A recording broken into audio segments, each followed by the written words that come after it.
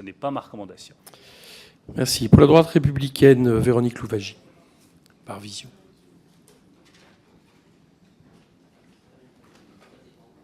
On ne vous entend pas, Véronique. Véronique, on ne vous entend pas. Est-ce que vous m'entendez? Là, oui, mais il faut parler plus fort. D'accord. Merci, Monsieur le Président.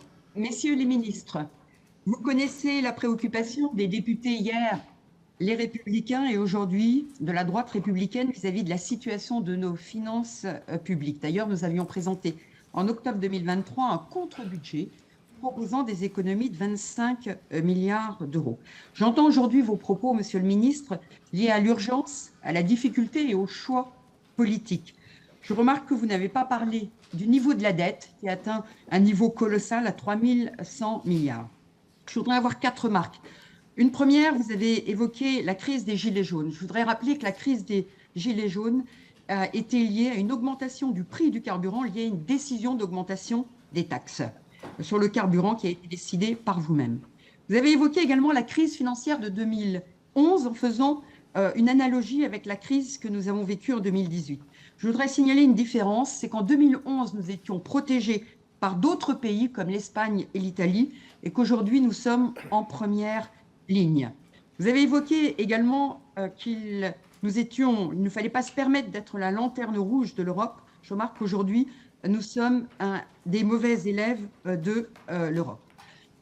Plusieurs questions. Une première, quels ont été les critères de choix dans les crédits budgétaires quant au gel que vous avez décidé? Et est-ce que là, cela vous paraît possible de décider des gels au niveau des crédits budgétaires sans modifier les organisations, sans modifier les politiques publiques? Ça, c'est ma première question. Une deuxième question, quel est votre niveau d'information sur la procédure pour déficit excessif qui est conduit au niveau européen? Et une dernière question qui a déjà été évoquée quant à la taxe d'habitation. Est-ce que vous avez un regret aujourd'hui d'avoir conduit cette politique? Parce que vous disiez que c'était une taxe injuste. Je voudrais juste dire que si cette taxe a été jugée injuste, à ce moment-là, tout ce qui concerne les taxes foncières le sont également. Voilà, donc est-ce que finalement, vous n'avez pas un regret sur cette réforme? Je vous remercie. Bruno Le Maire. Alors non, je n'ai pas de regret sur une décision de suppression d'un impôt sur les Français.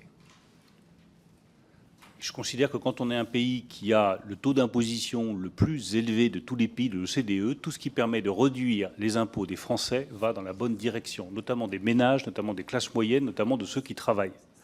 Et je rebondis aussi sur les remarques de Philippe Brun, parce que toutes ces questions sont importantes, utiles, responsables.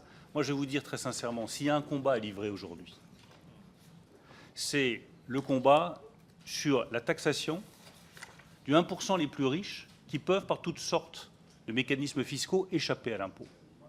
J'ai mené le combat sur la taxation des gens du numérique. C'était un combat extraordinairement brutal, difficile, que nous avons mené collectivement avec le soutien de tous les parlementaires.